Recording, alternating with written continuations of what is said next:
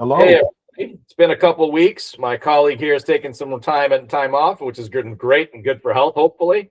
At the same time, we're back and we're here to talk sports post Super Bowl. And what a Super Bowl it wasn't. Yeah, it's so tragically true. There was more viewership for the halftime show than there was the game. How funny is that? It is that. I actually think at this point they should look at revamping the entire uh like schedule.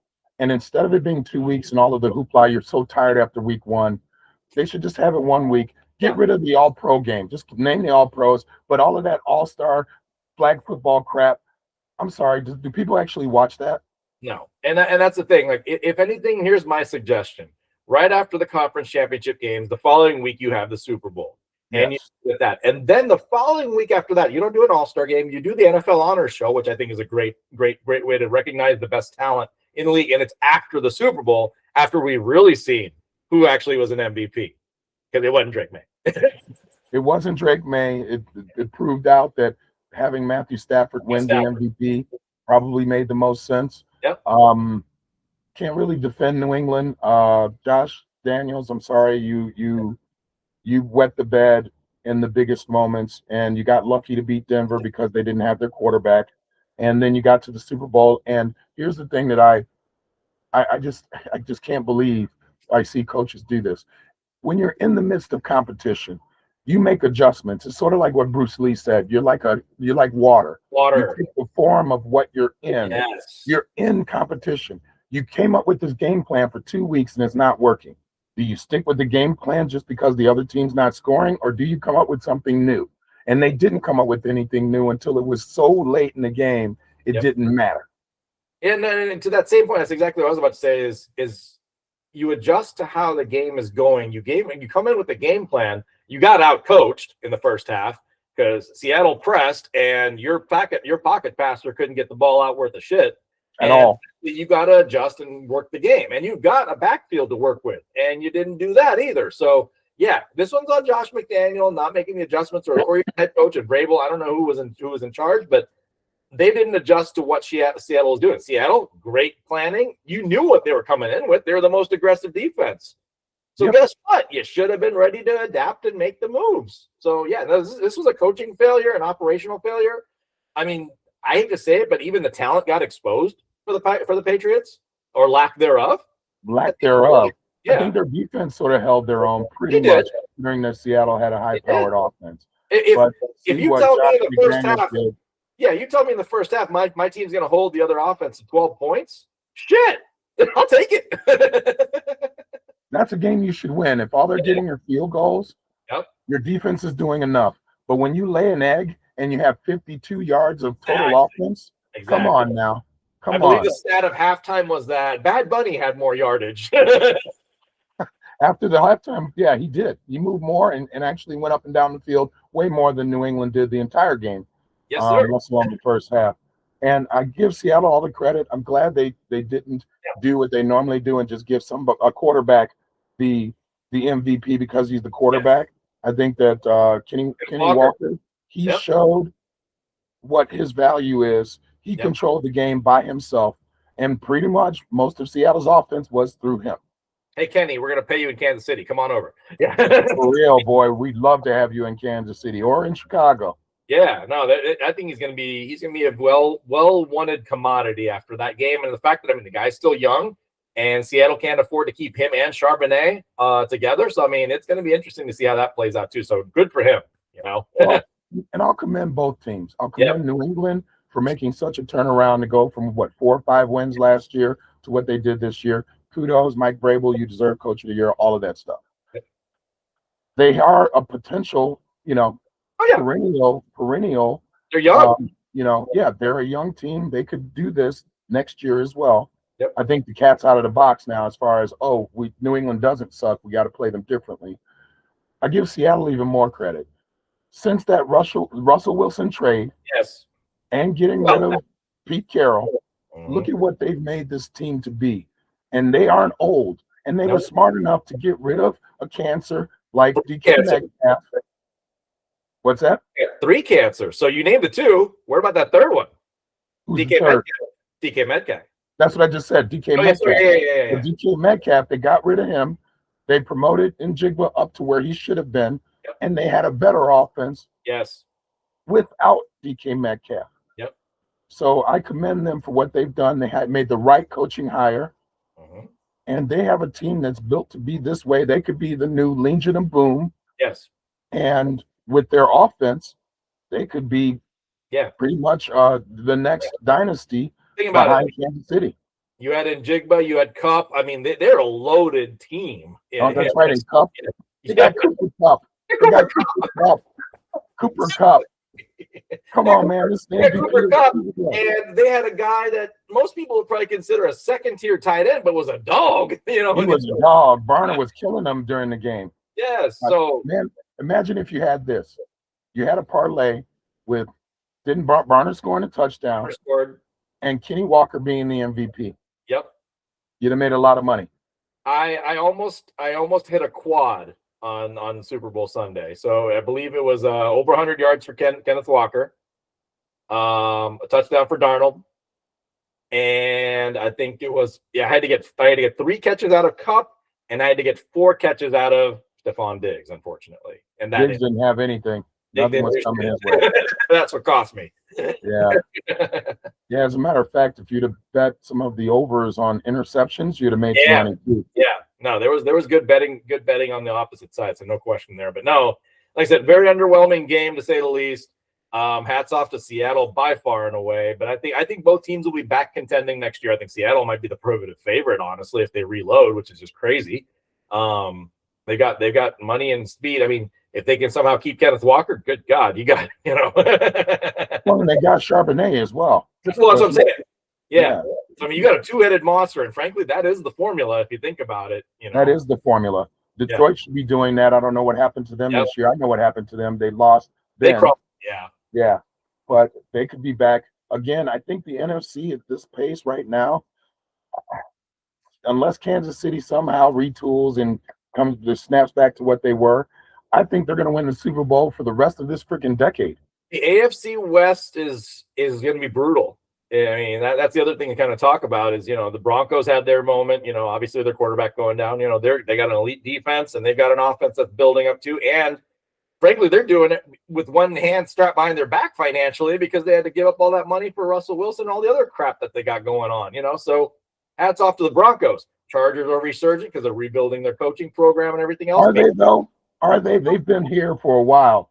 Since they've got can't think of the quarterback's name right now, but it's once they got him, the next team. But his problem has always been he's never had protection. So let's see what happens this season when he's actually maybe got a line in front of him to give him some time and actually do some work. So it'll be a question mark, but we'll see. It's a work in progress. The Raiders, I mean, they're still rebuilding. It's going to take about 5 years, but they made a nice hire. They got Kubiak. Well, they're going to get the first round draft. They're going to get the first pick of the draft. Fernando Mendoza is that dog. Fernando Mendoza is that dog. And maybe we missed out on talking about that too. I love that kid. I love him too. I'm glad that Indiana won the championship because I'm all about the story. Here's a coach that stayed with a franchise that, a university that maybe he could have gone somewhere else. But he did his thing. He got these guys to gel. They believed in his vision. And look at what they were able to accomplish. Indiana's never done anything like that ever. I mean, I loved his story, but more so I love the fact that he said F you to the system that's taking place right now in college football with all this NIL shit. Yep. He said, you know what? I want dogs. I don't want elite, pretty pants players that want to have their name in the highlights for no reason. Yeah. I want 3-star guys that are going to hustle their ass off wanting to earn that next step. That's it. And it paid. It paid huge. It's great to see. And frankly, we're seeing some of that even in college basketball. We'll get to here in a second, but I like the fact that I love the Cignetti story. I love the Mendoza story. I'm hoping Mendoza has good success at the NFL level. Hopefully with the Raiders, we'll see if he'll be the number 1 pick with them. But yeah, no, the AFC West is going to be a nasty gauntlet for the Chiefs, and the Chiefs are going to have to retool, obviously, but I still think the NFC West is still going to be that toughest conference because you got the 49ers, you got the Rams, and you got the Seahawks. Well, and that's what I'm saying. If you look at those 3 teams, and we didn't talk about Detroit, Green Bay, Chicago, Philly, whatever. Yeah, exactly. Philly, yeah. they are loaded. And in the AFC, who knows what, everybody's saying, oh, well, the Ravens are going to bounce back now. Who knows? Ravens Cincinnati, are a who question knows? mark. Now you've got New England and the Buffalo that have got to basically battle out with each other in the same division. Right. And frankly, the South is the South. I mean, maybe the Colts, maybe the Titans, who knows, Jags. I don't know. It rotates too much to figure out there. Yeah, but in both conferences, the Texans have the defense, but I'm not sure Stroud is the guy anymore. Right. And the South and the NFC is worse, way worse. Yep. Because Tampa Bay didn't win the division, or actually they lost the division this year. But I'm still blown away by that draft class. Sam Darnold, I mean, who would have been the betting favorite to win the damn Super Bowl out of that draft class? Seriously. The first quarterback to win the Super Bowl would not have been Sam Darnold. That's for sure. That's for sure. So and honestly, that was one of the greatest stories coming out of the Super Bowl for me, was the fact that here's a journeyman quarterback who was, a high draft pick, always picked third in his draft.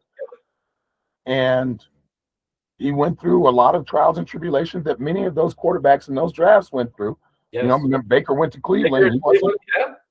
So to see him be able to persevere through all of that, bounce around different teams, land in San Francisco, and get the kind of coaching and understanding that led to his success in Minnesota. Yep. And then for Minnesota to make the mistake of not taking him or paying him and trusting a rookie that hadn't played.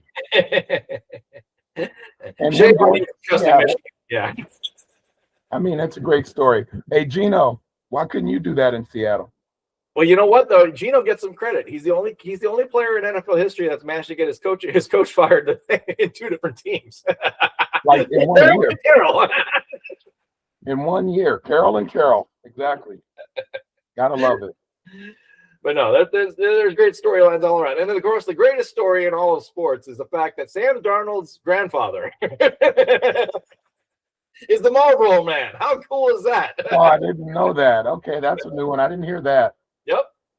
He is the Marlboro Man. It is quite fascinating. So, no, he comes from a lineage of fame of some kind, Yeah, well, good for him. I hope that he can continue his success. Speaking of success, I have the Olympics on in the background. Yes, sir.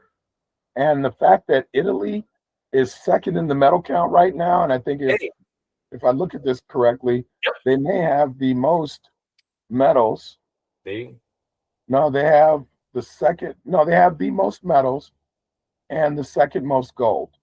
Yep, I'm not surprised. I mean, let's put it this way: you're going in the backyard in the Alps. This is for national pride over there. Shoot, they got a battle with the Swiss, the Austrians, the Germans. This is for mountain dominance, basically. Well, there's a pride on the line on those ski slopes. Well, and not only the ski slopes, they actually for the combined or double luge, both the women and the men, they both got gold. Okay, so let's talk about this event.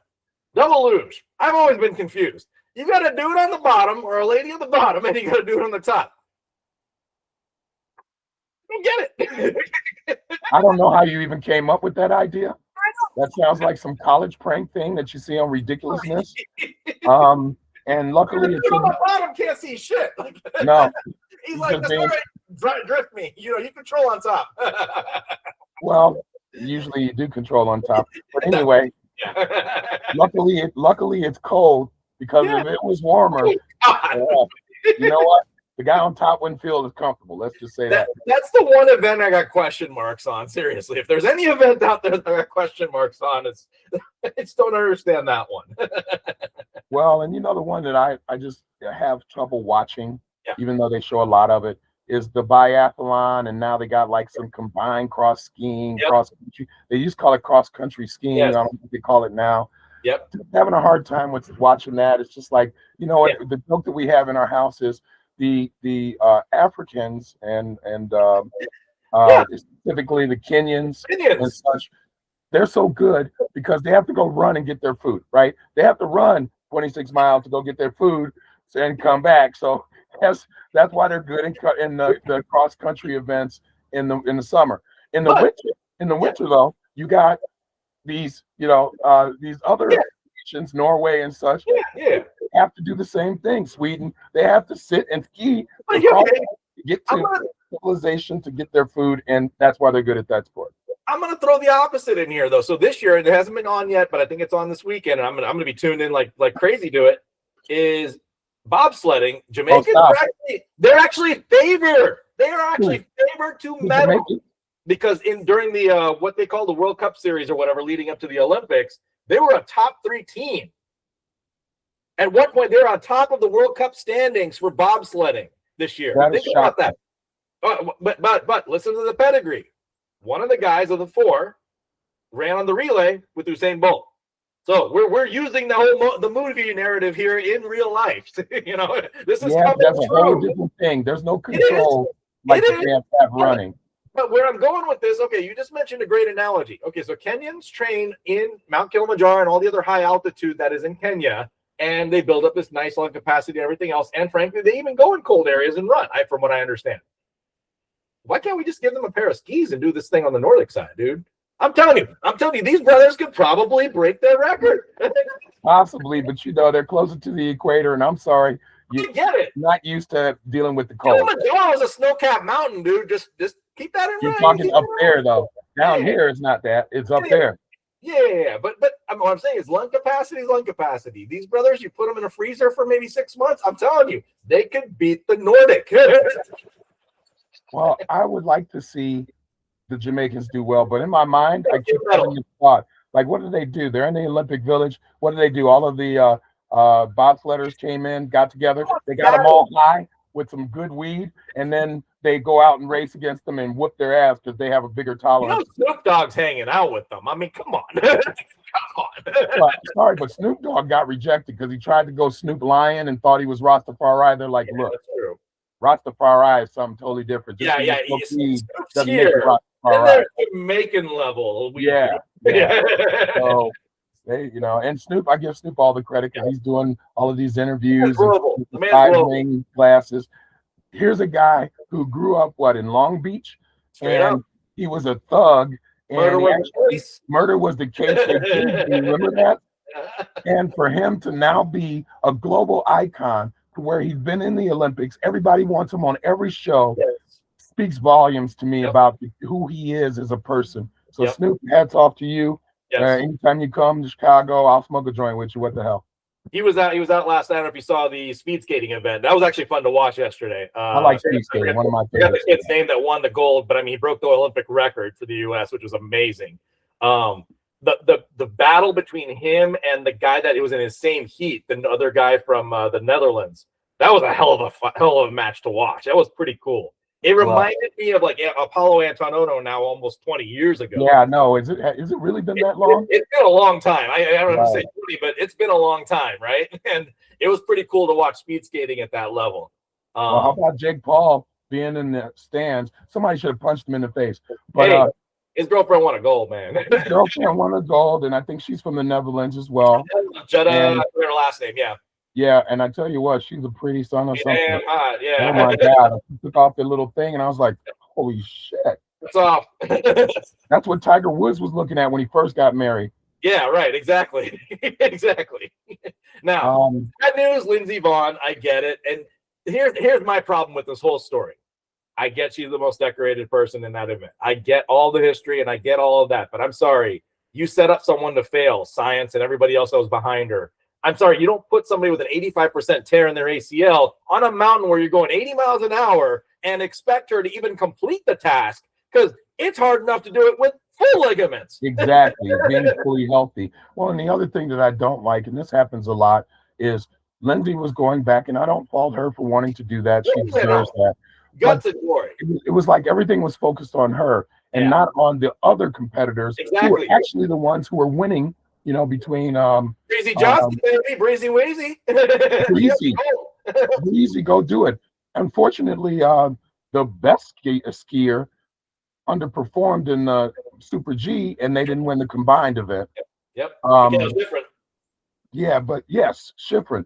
But you should be hearing about them. Yes. Lindsey Vonn's a great story of somebody who possibly could recapture that last moment before she rides off in the sunset. But you need to hear more about these people because they're the real competitors. Lindsey was a hope. See, I like the story they had on the couples that did the curling, the mixed curling team that took the silver. They were great to watch. Last night there was some interesting drama on the ice. I mean, it was kind of like Blades of Glory, except the real version, where you had the mixed ice dance or whatever it was, and the team favored the U.S. team like heavily. And they had so much public, and they had so much pub and everything. Here comes Frenchie and takes the gold. And they deserved it. I give my hats off to them. They deserved it. Yeah. And quite frankly, I'm tired of the hype of the kid. What's his name? Ilya something? Oh, Ilya, yeah. The quad god, yeah. You know, and I give him credit. He can do the backflip, all of that stuff. But gosh, the hype is just so much. Here's my problem with the United States and the bias we get for the Olympics every year. And this goes back to 1992, because I was a kid then. And, you know, you were still relatively a kid then too, hopefully. But I don't know. I was 26 in 92. Do you remember a battle between what I call Dan and Dave? Ooh, no. Dan Johnson and Dave, I forgot his last name. Yeah, you're talking about the decathlon. Yes, a decathlon. These two were the most hyped people I have ever seen in my life. They were getting more hyped than Michael Jordan at the 92 Olympics. And they were on every ad. Pepsi, McDonald's, God knows what else. And both of them epically failed. So I hate the media bias that the U.S. puts in on some of these athletes without having earned it at the end of the day. It's not like these guys were even top 5 guys nationally or internationally on decathlon. It's just that they were the great American hope. The American hope. And I'm sorry, but you failed in Barcelona that year, and you became the embarrassment of the United States, in my opinion. Now, everybody else did their job. Flojo and the rest of that crew, they carried that Olympics. Let me tell you. Yeah. Well, you know, and something that I'm looking forward to seeing this year is I'm hoping the American men can actually do something on hockey, but the American women finally beat the Canadians 5-0. Yep. Well, they spanked them. And they look like they were the bullies, which usually it's the other way around. So I'm hopeful that we can get gold in both the men and the women, but more likely the women. The men, I'm not sure. I'm sorry. The Canadians. I feel almost a certainty on the women's side. I'm not hoping, not jinxing that, but I mean that women's team is dominant. I mean, they came out and slugged them. Well, 5 goals a game. And it was a physical game too. I mean, Canadians came out physical in that game. The United States just ran roughshod. Yeah, it looked like there was a class above in terms of women's hockey. Now, men's hockey, this is gonna be fun to watch because you got the Finland, you got Canada, but Finland lost. Did you see that Finland lost? And they're the defending champions. You got the Canadians here, you got the U.S. here. Who else is a good one? Is Sweden a good? Pretty decent, I believe. And then that could be a toss-up. It's funny. I was watching. I think it was Italy, who has zero NHL guys, professional players on their team. They gave, was it Sweden? They gave them a run for their money for a minute, and then reality set in, and they lost. But it was sort of cool. You love to see the underdog story at the Olympics for the people that really come up from nowhere or no talent or no privilege, let's put it that way, and really make a name for themselves. So that's what's cool to watch at the Olympics. And I wish they would hype more of those stories and scenarios as much as possible. Well, they changed that dynamic though, because the U.S. wasn't winning so much. So all of a sudden, it seemed like professional athletes everywhere, as opposed to what the Olympics stood for, which was amateurism. And as you just said, players. You said that when the United States wasn't, they're not succeeding today. Look at the medal count. That's true. That's true too. We're better in the summer, not in the winter. Oh yeah, no, the winter is definitely a fight. I mean, normally it's been like Russia and all that, and Russia obviously can't participate as much, right? I mean, China and India, the two biggest, most populated teams, have a combined people of like less than 60 participating. I love watching the opening ceremonies. India had 4. You saw like there were South American teams, there were Indian teams, and it'd be like 4, 5, 2. It's like, wow. They've got to feel special, the fact that they are the only people from their country that'll be in this Olympics. Joking with my dad, I'm like, we got the freaking Himalayas in the background of India. You're telling me they can't produce some skiers up there? And I'm thinking to myself, okay, Nepal's got an advantage because they're right there. I get it. China's right there. It's a war-torn area. I get it. Okay, cool. And they're too used to the heat. They can't handle it just like the Kenyans can't handle snow. I get it. Right. It just, I'm sorry, but the Winter Olympics, for the most part, are for people who do not look like you and I. Exactly. That's the sad truth. That's the reality of it. Sad truth.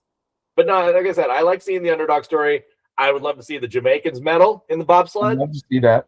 I'd love to see if we do have it, which I think that we do have. The women's speed skating is the black girl, right? That led the Yes. flyer. Well, she did poorly. She did poorly, I thought. That's what I heard, and that's I Yeah. didn't get to watch it. Yeah, that's unfortunate because I would love to see that. Well, it's funny that you mentioned that. Who was the guy? Was it Shawnee Davis out of Chicago? Yes. That used to be cool to watch, right? Yep. Yeah. But he's no longer, No obviously. longer there. Yeah, he's 60 years You old. don't really see a whole lot of that around. And I'd like to see a brother do some curling, like the guy got curling on right now. Seriously, I would love to see some color on that table somewhere. I don't care That who you are. doesn't require anything except somebody living in the suburbs who are going to an ice rink as opposed to someone in the city. That's exactly.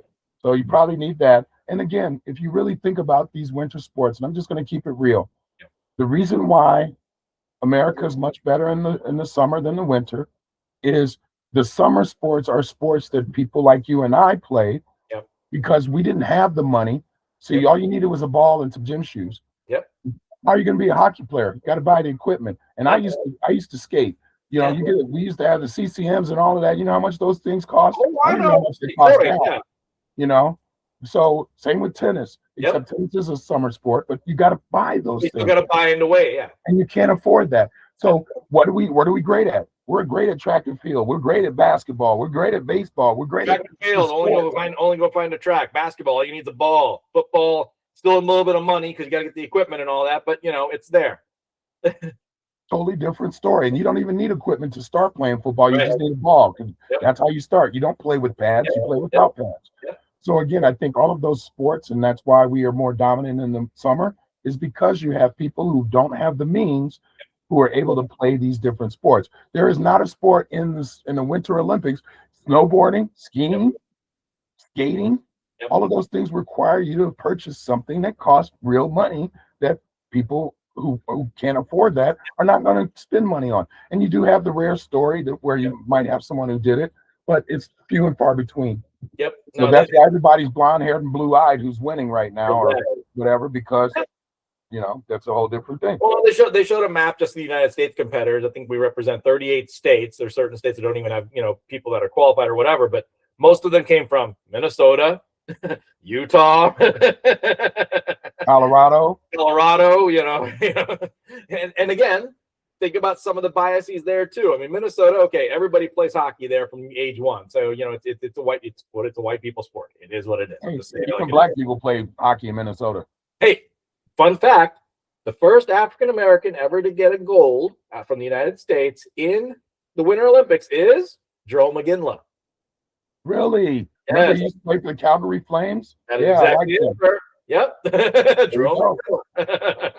They should have like an all-black hockey team with Grant Fuhrer and seriously, the guy who does the PK Subban, Subban, who does the commentating. They should have that. I don't know if you could probably get the whole team together, but I don't know if you got 15 guys, but yeah, I don't think so throughout the history of hockey, but. But no, that's where it needs to get a little bit more, more entertaining, to say the least, or not entertaining, but we need more involvement at the end of the day. And there's physical attributes that lend themselves to any other sport. It's just that we don't ever think about crossing lines or anything of that sort racially, which is the unfortunate part in the country. You know what I mean? Yeah. So no, we'll see where it goes. It doesn't take away. I've always been a fan of the Winter Olympics. My wife, my son, my daughter. We sit up, we watch the opening ceremonies, we watch my son gets off work late and he literally turns on the Olympics right away because he wants to see that. And I love the fact that this is another one of those things that sports does, this kind, especially these, because they're only every 4 years, whatever, that you bring the whole nation together. Yep. Everybody's cheering for America because now we're actually America again, not this fractured thing that we've been seeing day to day that's getting worse and worse with ICE and all of these things and polarizing to where, are we the United States of America anymore? Well, that's the thing. Like, and maybe this is just my bias as being a kid. I feel like there was more nationalistic pride of the Olympics before than there is now. It just feels that way. Yeah, and some of that has to do with the media and all that too, I think, a little bit. But I feel like there was a better cohesion. And maybe it's even more so during the summer games than even the winter games. But I feel like there's more. In that sense. And that's been kind of lost, I think, over a number of years. So it's kind of unfortunate, but maybe the next week or so rekindles it. We'll see, I guess, in that respect. Well, and do we have the World Cup coming up this year too? Yes, sir. Just I just bit my life savings and bought some tickets. Yeah. Well, you know what sucks is that it's not here in Chicago. We had the World Cup years ago. Think about it. You're in Chicago. I'm in DC. Neither city is hosting a game. Not a game. Nation's capital, third biggest city in the world, in the country. Don't have a game. Doesn't make sense. I'm going all the way to Kansas City, Missouri to watch. Now, To granted, watch a game. great soccer town, but beside that fact, two of the biggest, most populated places where you'd have a soccer base, frankly, because hey, DC, we're actually a soccer town because of the NWSL. I mean, that's where Trinity Rodman plays. Chicago has always been a soccer mecca since day one. Since we had the Sting way back when. And nothing. I just find it mind blowing, and it's all become a money thing, unfortunately, in that whole world, which Yeah. was the Olympics too. So, I mean, I'm hoping that kind of brings the nation together a little bit because there's gonna be a lot of national pride on display there from every country. Let me tell you, Yes, that's sir. gonna be fun to watch. Yes, sir. I fell in love with the Spanish team years ago during the World Cup. 100%. I got a chance to see the game against Germany with my wife, who was cheering for Germany, and I just fell in love with the guy with the Snoopy ears and doing the bang. I don't know if he's still alive, but it was just so. Valderrama, Carlos Yeah. Valderrama. No, right? Carlos Valderrama was a player for the Colombian team. He was for the Colombian team. He was Sorry, the guy with the orange throat. yeah. I can't remember. This was just a fan, but he was like the super fan for the Spanish team. Okay, yeah. Lost his family, lost everything because he was so engaged with the team that sort of neglected the things he should have been looking after. Yeah. But yeah, I just love the Spanish team. I'd like to like Brazil, but I think they're so busy thinking about doing the samba that they forget they actually have to score goals to win the game. I hate to say it, but when was the last time Brazil was actually successful at the World Cup? It's been a damn long time. It's almost like talking about the Cowboys. Seriously. Yeah, it's been a long time. And they have lineage going back to Pelé and even before, and up until a certain point with Ronaldo. Hello. Yeah. And not the Ronaldo where you're thinking of. No, not Cristiano Ronaldo. We're talking about the Ronaldo. Yeah, we're talking about Ronaldo. And then all of a sudden you got Neymar. Yeah. Or he was supposed to be the next great one, but all he does is flop and flail and does that stuff. And Brazilian soccer has sort of lost its face, Absolutely. its, I don't know what happened to that, but they used to be perennial. It was them and Germany and England for a moment. And that was about it. The English might be okay this round, but I mean, it's hard to root against Spain right now. I mean, with the Yamal and that crew, damn. Love Spain. We'll cheer for America, but we all know that when it comes to soccer, and we've talked about this on our show, An embarrassment. We're an embarrassment because we haven't had these real grassroots and didn't really have the infrastructure together to promote it. But the real thing is, and we've talked about it, between basketball, baseball, football, tennis, where are you going to get your athletes from? Because they're behind all four of those sports in America. So where are you going to get your athletes from? So you're not getting the best of the best. Absolutely. You're not getting the fastest. It's very true. It's absolutely true. So no, I mean, like I said, we'll see how we set on the global stage. I'm not going to say it's going to be funny, but imagine the United States doesn't win the medal count at the Winter Olympics. Walking into the World Cup, you're already prohibitively not even going to qualify for the elimination round. So you're lucky to get out of the group stage. Yeah. And then you're walking in, you still got to wait 2 years before the Summer Olympics to get any national pride around here. Shoot. Unless there's some kind of World Series of baseball or something. Oh, there is World Series of baseball, but I'm rooting for us, Team Japan. Well, and there are some of those Central American kind of teams too. They're really good. So I can't see America we're not as dominant as we used to be. And that's why we have to do things like the NFL and call it the world champions, because football is really our sport. Yeah. Like they don't have that sport anywhere else. Exactly. Now we're gonna take a moment this weekend and pretend like we're also doing a global sport with basketball and have this all-star game that we like to do in the NBA. Now the fun part is, I actually like the fact that we're doing World versus USA this year because honestly, the world's gonna kick some ass. The world's gonna kick ass if they got Wembanyama, Jokic, those two alone, but Doncic, and I mean, if you could just go down the line, SGA, all of these guys are all not Americans, and Yeah. they're the best players in the NBA. Yep. So It's scary. And so here's the one part I didn't figure out yet. Do players from Canada qualify for the U.S. team or for the global team? I mean, it's not called North America. It's called United Team States. USA. So if it's the United States, I would say no. They So then should be on the world team. Guess who your possible point guard is for the world? You got Jamal Murray. Shoot. Well, and you got who else is the Kawhi Leonard's not Canadian. There's another good Canadian player. It's just not coming to mind right now. But that would be a vicious team. And I'm sorry for those, again, I'm just going to say this. LeBron is not the GOAT. Nope. LeBron is not the GOAT. I agree. Michael Jordan was and is the GOAT. And you can deny that all you want. It doesn't matter if you play 20 years to break records. It's about winning. And I've stopped having that debate with people of this current generation, meaning like people that were born after 2000 and now, basically, because frankly, they don't know what toughness is. no, that's different. I was just watching some videos of the old days. The referees weren't blowing their whistles as much. Nobody was flopping except Bill Laimbeer and Dennis Rodman. Everybody was getting hacked up. Jordan himself knew he had to go into the weight room and bulk up to be able to be competitive and win. Yep. Nowadays, you got LeBron. I saw a video on LeBron. They said the worst floppers in the NBA history was LeBron in all 5 spots. All of them. This is how they play the game today. Yep. Sorry. Let's put it this way. In the 80s, 90s, and every time between, you weren't taught how to take a foul. Your coaches didn't willingly go out there and say, hey, this is how you need to lean in to get your foul. It was something that just people learned over time, and then now it's being taught as if that's a priority, meaning you're not even a skilled player anymore. That's called stupid. I think it's always been taught. I just think that for some reason, and I hate this, the referees are getting involved in the game. That's another problem. I agree. And I'm sorry, back in the day, like what they do today, people go into the lane, these tomahawk dunks and stuff. Jordan was doing it, but not many other people were doing it, because the first time they get away with it, the second time they're on the floor. The third time there's a team fight, because I'm going to knock you down even harder the next time. None of that happens in the league today. Oh my God, you might have somebody, we're going to have a technical foul, we're kicking you out of the game. That was part of the game back then.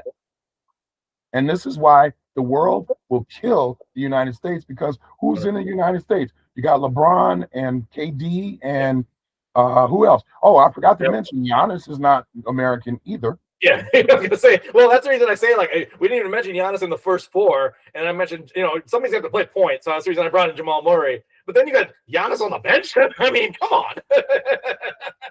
I mean, it's just the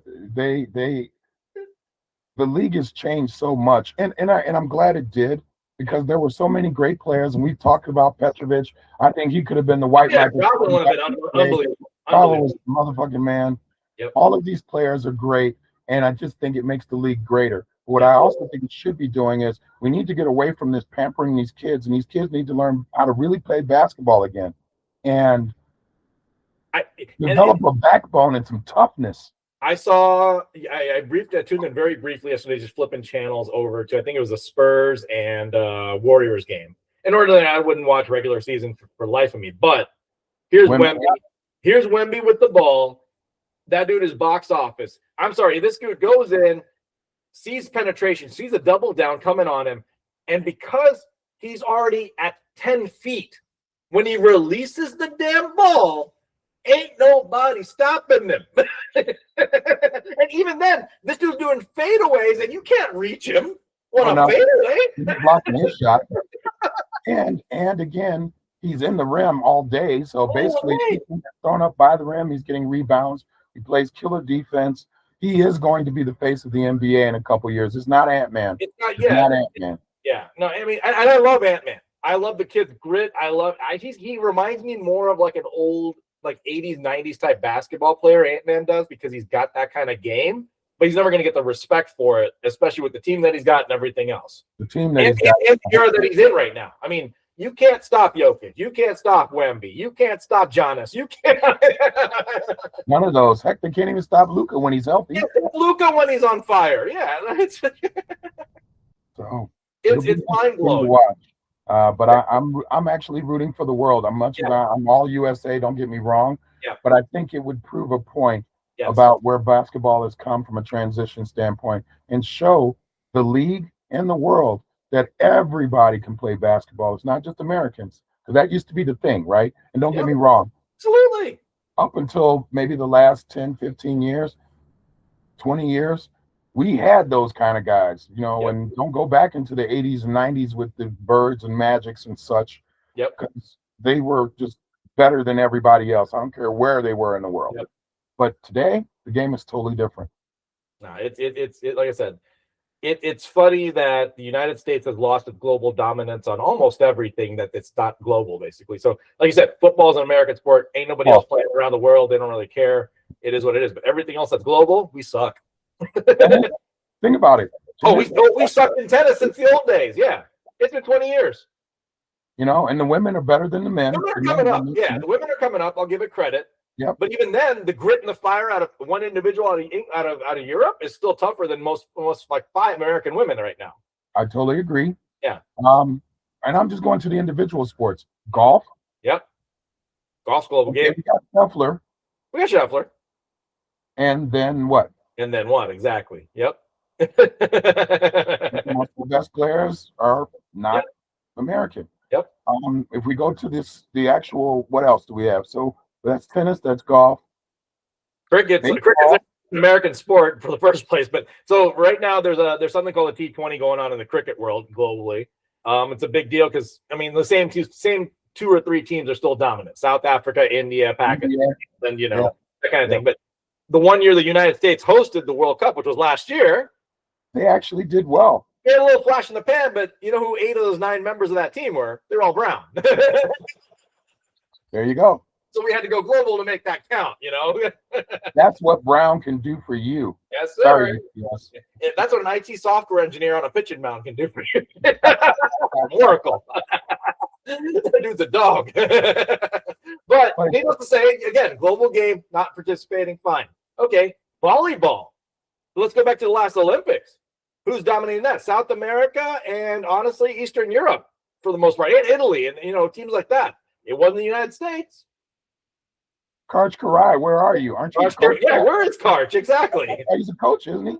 Yeah, he's a coach. Yeah. But it wasn't them. It's just, again, it's a different world, and America is not on top. You're not as hungry.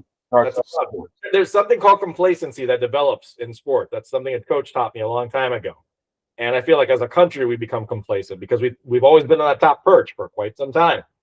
But then you got to learn to have hunger for more, and you lose that hunger over time because you're not challenged, right? But now you are challenged, you got to get that fight back, and you don't have it. It's like watching Rocky.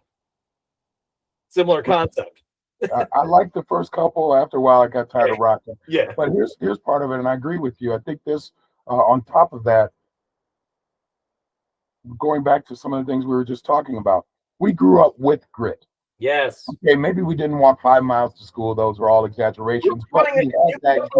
You grew up playing neighborhood basketball, and you wanted to dunk on your friends. Like you tried to figure it out, right? Well, you didn't get a medal for being mediocre. Exactly. And now the playground. And now it's all about the kids' feelings. Yeah. You know what? The way you reach your potential is to have someone. I had a guy named Swatley. And he was such an ass, and he made us run when we played baseball. But I tell you what, that made us all better. Yes.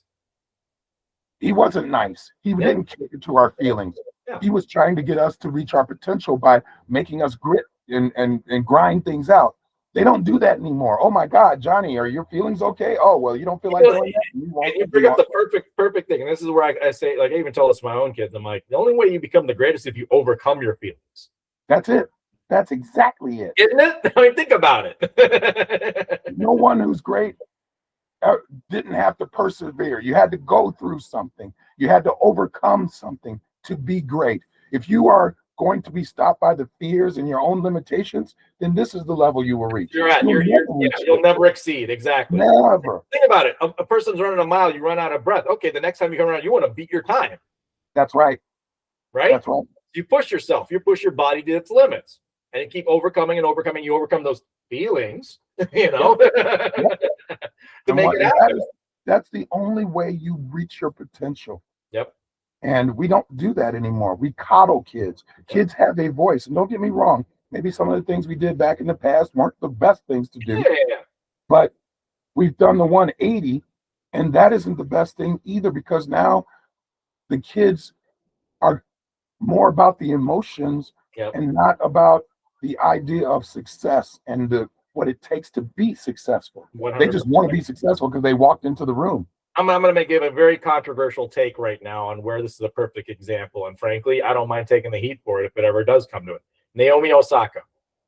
Naomi Osaka sits there and talks about her feelings and is all of that. And yeah, I'll give her credit. She's got the physical talent to be a great tennis player and everything else. And she's obviously proven that a couple of times by winning a couple of Grand Slams and stuff. But I'm sorry, she's never going to be remembered in my book 10 years from now, ever. You know why? Nope. Because every time I've seen her set foot on a court, and she's still young. She's like mid-20s. She's not that old in terms of tennis age. Everything has always come down to feelings, emotion, having to give up on the court. You can see her emotions on the court All day. That doesn't make you a player at the end of the day. Not on a historic level of a Serena, a Venus. They had to overcome stuff to win matches. They had to overcome grit from their youth. That's how they built themselves to be tough. That's where the grit Steffi came Graf from. grew up in Eastern Germany, grew up to be tough. Monica Seles grew up to be tough. I mean, all these people. I could go down the list of historic tennis players. All of these guys, all the great ones. Yeah, but I'm not going to remember Naomi Osaka for that. I'm going to remember for her crying at press conferences and saying, "Oh, this, that, and the other. I don't, I don't feel like it today." Yeah. Sorry, no, yeah. No, go away. Well, you know what? And that goes to something a little bit different than what we're talking about. But one of the things that you have to determine with your child or whomever you're grooming, and whether or not they should continue, Right. is part of being a global athlete, being famous, is that you have to deal with microphones. Yes. That you have to give autographs, that you have to do these things. Yep. That's part of why you're making all the money you're making. Yep. So if you can't handle the pressure of those outside things, then you shouldn't play the sport. Because if you want to be great at something, they're going to ask you, why are you great? They're going to ask you when you fail. And you have to learn how to deal with those moments as an individual. And if you can't, then you shouldn't be a professional anything. And that's where I give credit to parents like Richard Williams and their mom and Yutunde and everybody else. They built these kids to know what that expectation was without even having experienced it themselves. That's the scary part. Yep. They just knew that they would be facing this given their levels. And they taught them that. They taught them to be academically strong at school. They taught them to be stronger in front of social interaction. How do you speak? I'm looking people in the eye, shaking hands. Tiger Woods is that, Woods also. I mean, Yep. The bar was set for these folks to know what to expect, and they succeeded by overcoming those things. And I think when you don't have privileges, Exactly, that's how you learn that. That's how you learn. When you have privilege, all of a sudden, you don't have the same kind of perspective. Exactly. And I hate to bring it back full circle to tennis, only because I'm more familiar with it than not having played it and experienced it. But you see that. I mean, no offense to Taylor Fritz, great player, everything else. Came from a life of very good privilege. Look at the name, Taylor Fritz. But I'm sorry, you're not going to beat the big dogs. You're not going to beat Alcaraz. You're not going to beat the Sinners because those dudes came up with less for the most part. And they're hungrier and they're tougher in those crucial moments in a match where you got to think back and find that extra gear, and you don't have it. But they do. And that's why they beat you every time, without question. That's it. It's that hungrier mentality, and that's what's not built in a lot of kids these days because they're softened by, oh, well, they'll get hurt. Screw it.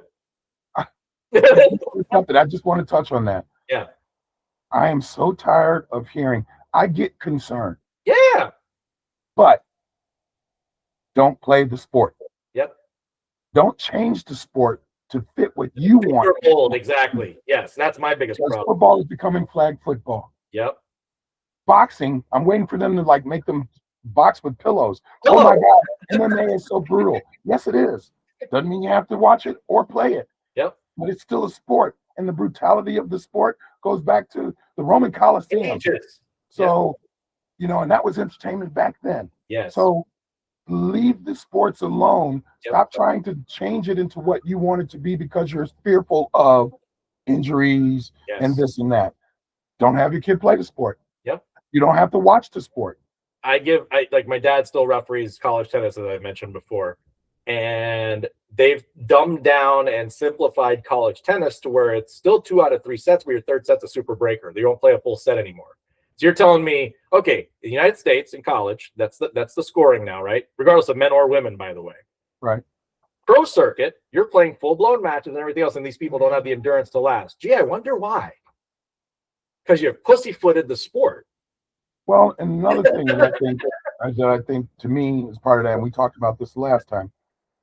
Since when should an athlete that's playing an individual sport have access to their coaches right there? That frustrates me more, yes. To not learn how to overcome something mentally yourself. Yep. That's part of being a competitor. Yep. I don't care if you're a freaking bowler. Yep. You have to learn how to overcome them. I got to throw 5 strikes in a row. I'm going to make it happen. Yep. And then we don't go over and say, hey, stop. What am I doing wrong? What do I need to change? How do I need to overcome this? Pete Weber didn't go off on the side frame and go talk to his coach. He just said, who am I? Dad, I know you're a Hall of Famer. Can you teach me how to do this or tell me what I need to do? But this is how we coddle the kids. Right? It's true. 100%. Sad to say. Yep. No, like I said, I'm hoping that maybe by taking a peg leg down in terms of American sports prestige and the performance on a global scale, maybe it resurges, hopefully at the youth back levels, to get hungrier back in this country in all sports.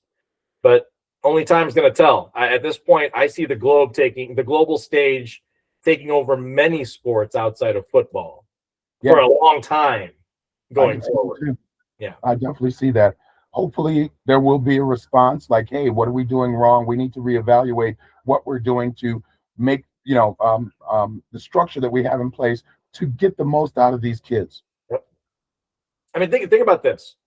Sports during Summer Olympics, we always look at gymnastics, right? And yeah, there's a founding tradition, obviously, in the United States of having a strong gymnastics program and everything else. And that's, it's always been there. But think about the countries that are performing against us. You got Romania, Hungary, things that don't have the resources that we do. What makes them that tough? Their hunger, their desire, their want to be better. Yeah. And unless you continue that in your own country, you're going to fall to those countries soon. It's just as simple as that. The Latvias, who are the Estonians, whatever, everybody. You're right. You're right. I'm hopeful that this will happen. Yep. We shall see, as you mentioned. And I think on that note, one of the things I just want to say before we close out is, remember, I'm a parent too, and I'm part of the problem. I want the most for my kids. Sometimes the most is having them go through the trials and tribulations to understand how to do it themselves versus us leading them to it. And I've had to learn that, and my wife's been teaching me that. Sometimes.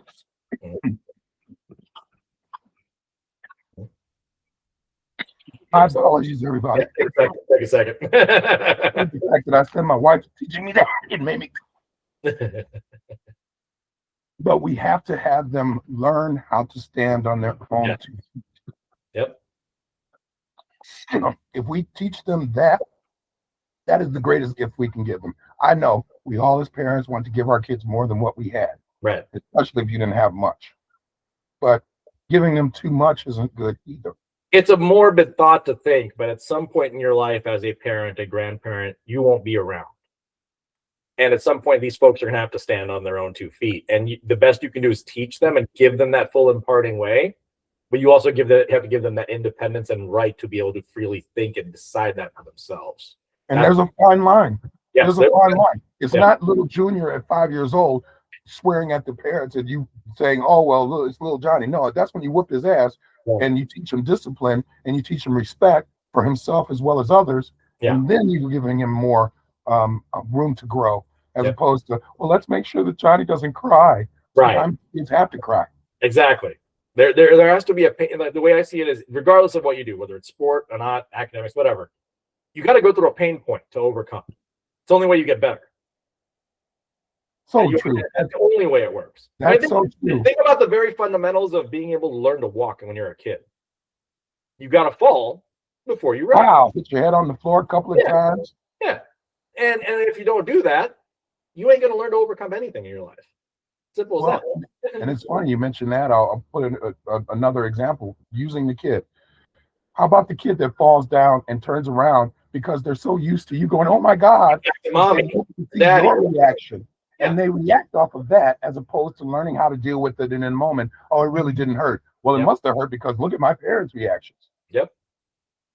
Got to let them do it. Got to let them suffer a little bit. There's definitely psychology to all of it too. So I mean, that's something to appreciate. But at the same time, I think that's what's kind of slipped in society too, where we've catered too much to happiness, let's say, and I would say this in the worst way possible, but we catered so much to happiness, we didn't learn what pain was first to understand happiness.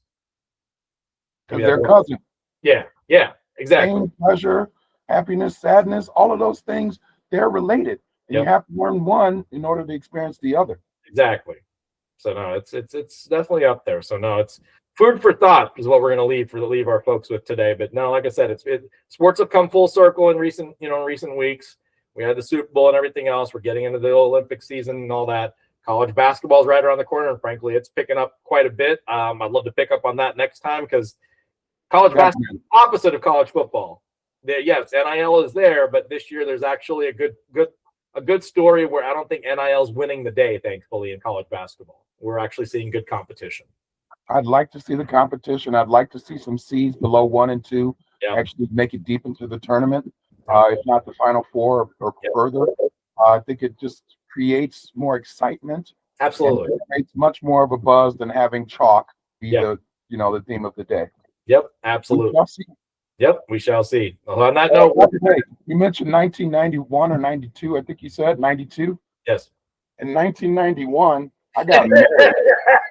I was married in 1991. That shows you how old I am. All right. That is awesome.